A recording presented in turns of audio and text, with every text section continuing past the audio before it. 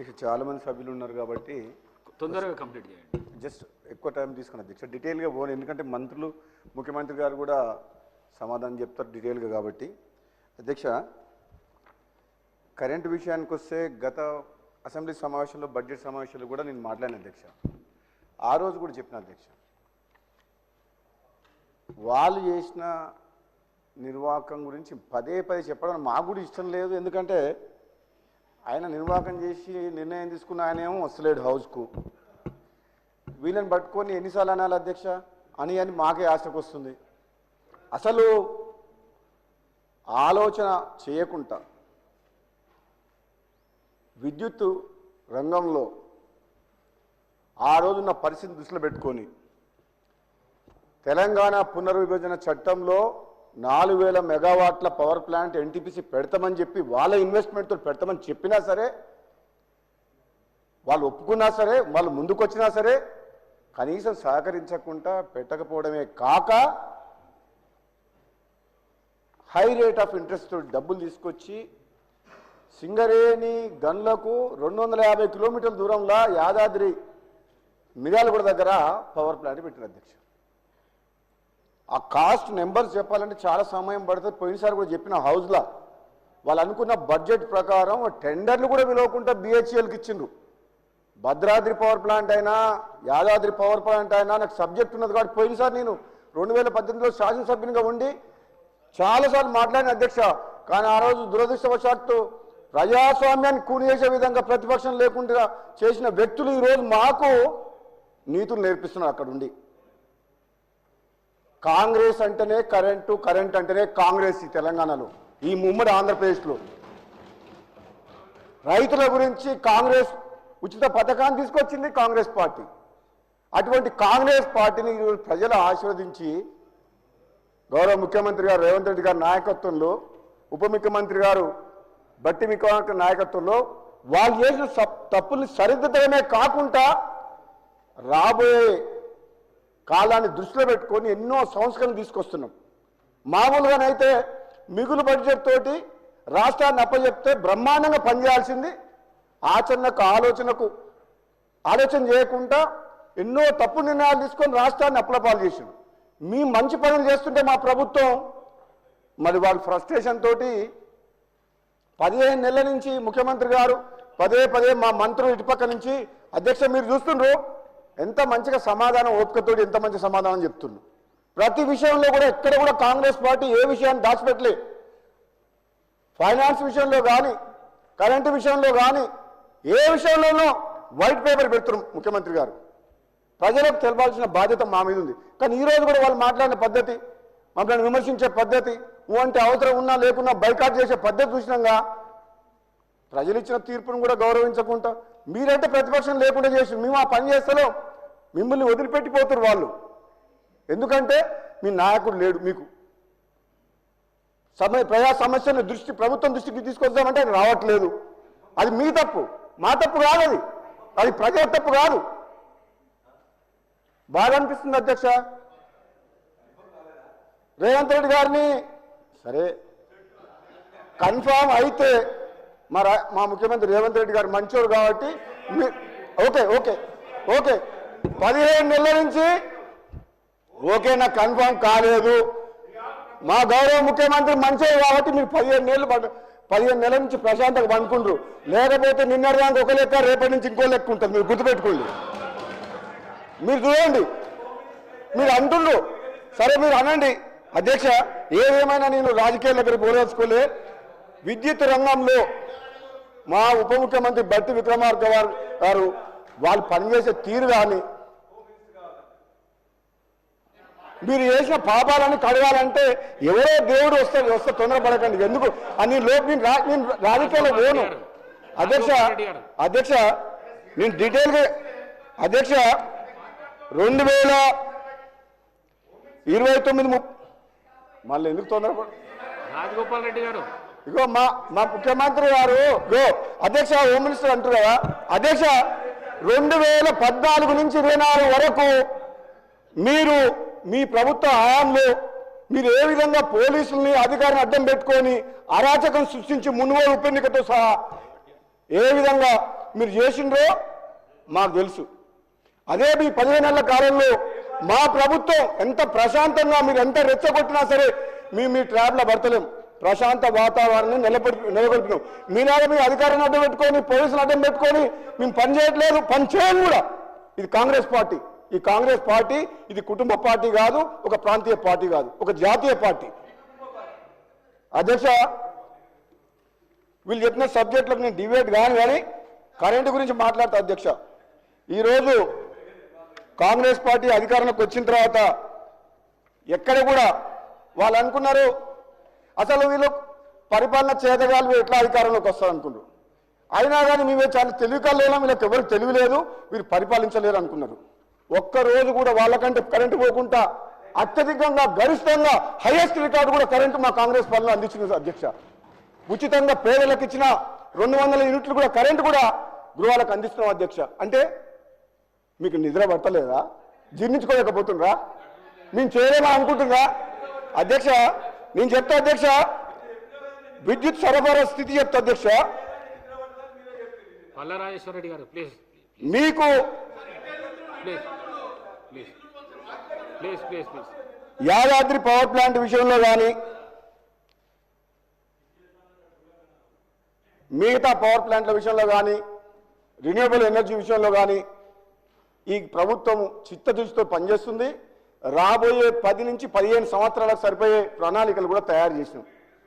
మీరు ఆ విషయంలో ఏం బాధపడకండి, మీకంటే మంచిగా మేము చేస్తాం. రాష్ట్ర ప్రజలకు కరెంటు ఉచితంగా రైతులకు అందిస్తాం. మీరు అందించిన దానికంటే మెరుగైన విద్యుత్ అందిస్తాం. అధ్యక్ష, పేదలకు గృహాలకు అందించే బాధ్యత కూడా కాంగ్రెస్ పార్టీ మీద ఉంది. అధ్యక్ష, ఈ నెంబర్ చెప్పాలంటే చాలాసేపు పడుతుంది. అధ్యక్ష, వాళ్ళు చేసిన తప్పులు చెప్పాలంటే ఎప్పుడు తప్పులు చెప్పినా వాళ్ళు మీదికి వస్తున్నారు, లొల్లి అవుతుంది. మీకు కూడా కొంచెం అర్థం చేసుకోండి, ఎన్ని తప్పులు చేసిండ్రో మీకు అర్థం చేసుకోండి. ఏమని అంటే నిద్ర పడతలేదు మీకు ఎంతసేపు ఆ సైరన్స్ అప్పుడు బుగ్గకారు లేని అలవాటు అయిపోయిన ప్రాణం, ఆ సైరన్స్ అప్పుడు లేక పిచ్చి పిచ్చిగా మాట్లాడుతున్నారు అంతా. అధ్యక్ష, ఈ యాదాద్రి పవర్ ప్లాంట్ విషయంలో కూడా అధ్యక్ష, ముఖ్యమంత్రి గారు స్వయంగా మా బట్టి విక్రమార్క గారు క్లోజ్ మానిటరింగ్ చేసి ఆనాడు అత్యధిక రేట్లకు అప్పు తీసుకొచ్చి స్టార్ట్ చేస్తే అది ఈరోజు 9 రూపాయలు చేంజ్ పడుతుంది. అధ్యక్ష, యూనిట్కు. మామూలుగా అయితే మార్కెట్లో ఆ రోజు ఆ నిర్ణయం తీసుకోవాల్సిన అవసరం లేకుండే, కానీ తీసుకున్నారు. ఛత్తీస్గఢ్ పవర్ ప్లాంట్ వాళ్ళ దగ్గర పవర్ పర్చేస్ అగ్రిమెంట్ విషయంలో కూడా తప్పు నిర్ణయమే.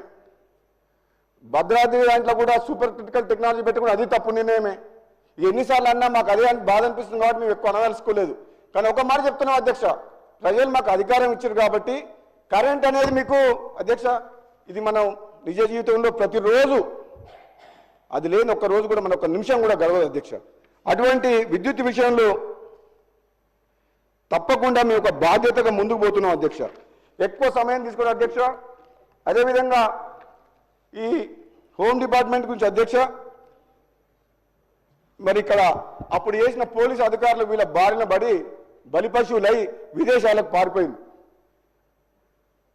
మొత్తం అధికారిని అడ్డం పెట్టుకొని పోలీసు యంత్రాంగాన్ని అధికం పెట్టుకొని అందరి ఫోన్లు ట్రాప్ చేసి ఆఖరికి మున్గోడు ఉప ఎన్నికలు గెలవాలంటే గత్యంతరలేని పరిస్థితిలో ఫోన్ ట్రాప్ చేసి వాళ్ళ పాపం ఈరోజు అధికారులందరూ వీళ్ళ అధికార దాహానికి బలైపోయారు. అధ్యక్ష, వీళ్ళు ఇప్పుడు మాట్లాడితే మేము ఏం చెప్పాలి అధ్యక్ష? వీళ్ళకు మాకు చెప్తుర్రు అధికార దుర్వినియోగం అంటే ఈ భారతదేశ చరిత్రలో అది బీఆర్ఎస్ పార్టీ 10 ఏళ్ల పాలన జరిగింది.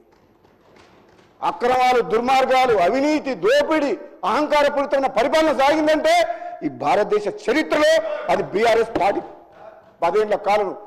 ఇది నిజం, ఇది నిజం. మొత్తం ప్రజాస్వామ్యం కూని కాబట్టదంటే ఈ భారతదేశ చరిత్రలో ఇది బీఆర్ఎస్ పార్టీ. మేము మాట్లాడితే బాధ అనిపిస్తుంది అధ్యక్ష. వాళ్ళు ఒప్పుకోరు, ఒప్పుకున్నా ఒప్పుకోకున్నా ఆనాడు లా అండ్ ఆర్డర్ అధ్యక్ష, ఏ రాష్ట్రమైనా ఏ దేశమైనా డెవలప్ కావాలంటే, ఇన్వెస్ట్మెంట్స్ రావాలంటే, ఎంప్లాయ్మెంట్ క్రియేట్ కావాలంటే లా అండ్ ఆర్డర్ కరెక్ట్గా ఉండాలి. మీ దగ్గర మీ 10 ఏళ్ల నెంబర్ చెప్పమంటారా? 10 ఏళ్ల కాలంలో 10 ఏళ్ల కాలంలో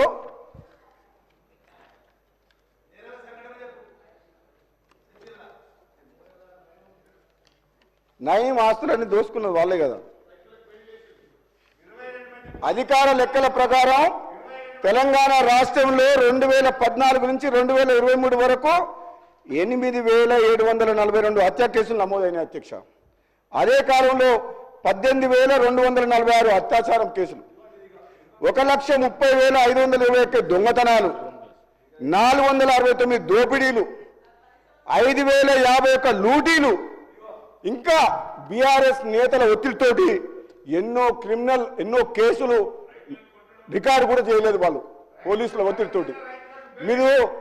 మీరు చెప్పమంటే నా దగ్గర అన్ని ఉన్నాయి, కానీ ఎంతోమంది సభ్యులు మాట్లాడాల్సి ఉంది, ముఖ్యమంత్రి గారు సమాధానం చెప్తారు.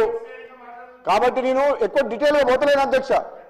కాకపోతే ఒక్క మాట చెప్పగలను అధ్యక్ష, వీళ్ళ అధికారంలో ఉన్నప్పుడు మంత్రిలో మన శ్రీధర్బాబు గారు ఇక్కడ ఉన్నారు, ఆ హత్య కేసు లాయర్ దంపతులది, హైదరాబాద్ ఔటర్ రింగ్ రోడ్ పక్కన ఉన్న వెటర్నిటీ డాక్టర్ మల్లన్న ఆ రోజులలో భూసేకరణ ఎట్లా చేసేవాళ్ళంటే అధ్యక్ష, పోలీసులను పెట్టి బెదిరించి రైతులను వాళ్ళని తీసుకుపోయి మా శివనగూడ రిజర్వాయర్ కాడ భూ నిర్వాసితులని వాళ్ళకు R&R ప్యాకేజ్ ఇవ్వకుండా పోలీసులను పెట్టి ప్రాజెక్టు కాంట్రాక్టుల కోసం ప్రాజెక్టు నడిపించారు. ఆ ప్రాజెక్టులో నీళ్ళు వచ్చేది లేదు, సచ్చేది లేదు, కానీ పోలీసులు అడ్డం పెట్టుకొని చేయించారు. అది లా అండ్ ఆర్డర్ విషయంలో తెలంగాణ కోసం ఉద్యమం చేసిండ్రు రైతులు, సకల జనులు. వాళ్ళ 10 ఏళ్ల కాలంలో పోలీసులను పెట్టి ప్రాజెక్టులు భూములు లాక్కున్నారు రైతుల దగ్గర వీళ్ళు. అది మీరు లా అండ్ ఆర్డర్, మీరు పోలీసులు అందుకు వాడుకున్నారు. నేను చెప్పుకునే పోతే అధ్యక్ష, మంత్రి నియోజకవర్గంలో బీఆర్ఎస్ నాయకులు అక్రమాలు, ఆ న్యాయవాద దంపతులు గట్టు వామన్ రావు గారు శ్రీధరబాబు గారు నియోజకవర్గంలో, అదేవిధంగా ఇసుక మాఫియా గురించి చెప్పాల్సిన అవసరం లేదు. మా నల్గొండ జిల్లాలో ఆ సభ్యులు లేరు, మాట్లాడదలుచుకోలేదు, కానీ విపరీతంగా కోట్ల రూపాయలు అక్రమంగా ఇసుక మాఫియా, ఇసుక దందా, భూములు వాళ్ళ పీరియడ్లో రియల్ ఎస్టేట్ వ్యాపారం బ్రహ్మాండంగా ఉన్నది. ఆ హైపులో భూములు లాక్కురు, బలవంతంగా గుంజుకున్నారు, మొత్తం సెటిల్మెంట్లు. అది వాళ్ళ లా అండ్ ఆర్డర్.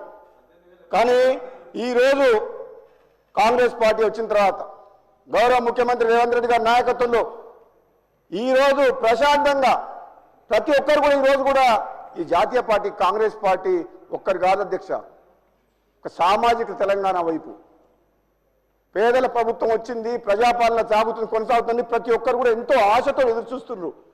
దయచేసి ప్రతిపక్ష సభ్యులు మీరు ఆలోచన చేసి ఈ ప్రజాపాలన సాగిస్తున్న కాంగ్రెస్ పార్టీ ప్రభుత్వానికి సూచనలు సలహాలు ఇవ్వండి. కానీ ప్రతిరోజు అసెంబ్లీలో కొట్లాడతాం, మీకు అధికారం కావాల్సుకుంటే ప్రజల దగ్గర పోయి వాళ్ళ కష్టాలు మాట్లాడండి, వాళ్ళ తరఫున మాకు చెప్పండి. కానీ మీరు ఈ విధంగా సభలో ఎప్పుడు హౌస్ నడిచిన అధ్యక్ష, మీరు మీ మీద అటాక్ చేసిండు, మీ సభ సొంతం కాదని చెప్పి మిమ్మల్ని ఈ సభ మీ సొంతమా అన్నారు.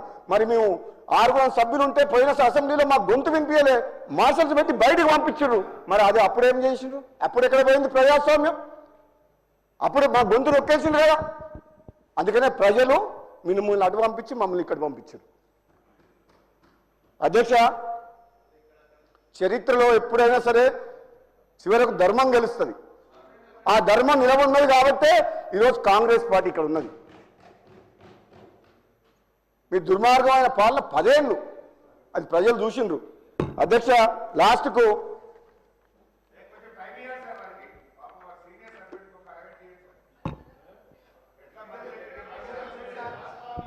అధ్యక్ష మేము ఒక నిన్న ముఖ్యమంత్రి గారు, మేమందరం ఇప్పుడు కూడా ముఖ్యమంత్రి గారు ఈరోజు మేమందరం ఒకటే మాట్లాడుకో అధ్యక్ష, వీళ్ళ గురించి ఎంత తక్కువ మాట్లాడితే అంత మంచిది. బీఆర్ఎస్ పార్టీ గురించి వాళ్ళ గురించి ఎంత తక్కువ మాట్లాడితే అంత మంచిది. మనం ప్రజల పక్షాన ప్రజలకు ఇచ్చిన హామీ నెరవేర్చే విషయంలో ఒక్క నిమిషం వేస్ట్ చేయకుండా ఈ తెలంగాణ ప్రజల కోసం పనిచేద్దాం. వీళ్ళని మనం ప్రజలు చూసుకుంటారు, వీళ్ళ గురించి తక్కువ మాట్లాడదనే నిర్ణయానికి వచ్చినాం కాబట్టి నేను ఎక్కువ మాట్లాడదలుచుకోలేదు అధ్యక్ష ఈ ప్రతిపక్షం గురించి.